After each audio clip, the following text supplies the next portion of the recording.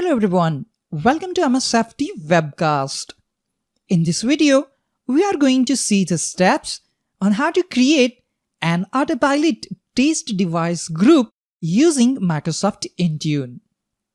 This is the second part of the mini video series on Windows Autopilot Deployment. In the last video, we have manually registered our test Windows 11 device in Windows Autopilot. In this video, we will create a new Azure AD device group and add a registered device to that group. The question is, why we need a device group? When we create an Autopilot deployment profile for deployment, it requires a device group to assign it. And that's why device group is needed. Sign in to the Microsoft Endpoint Manager Admin Center as a Global Administrator or an Intune Service Administrator. We can access Microsoft Endpoint Manager using the URL https://endpoint.microsoft.com. On home page, click on Groups. Click on New Group. For group type, make sure Security is selected. Enter a name and description for our group.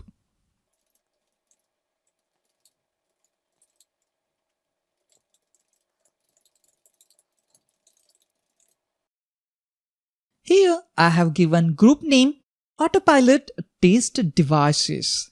We have also added group description.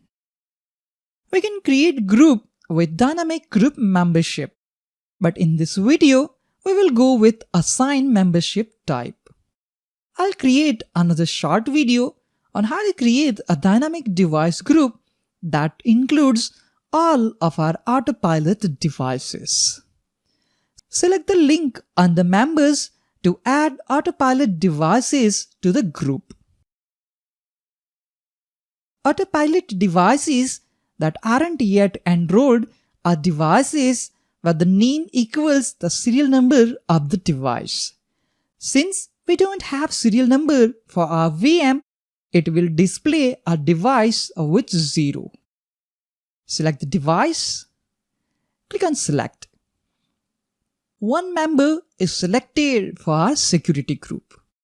Click on Create and wait for the confirmation message. Successfully created group named Autopilot Test Devices. Click on Refresh to see the updated group list. We can confirm that the device group is created successfully.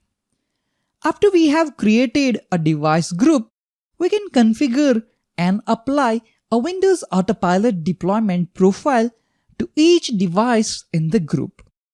Deployment profiles determine the deployment mode and customization of UBI for our end users. In the next video, we will configure enrollment status page using Microsoft Intune.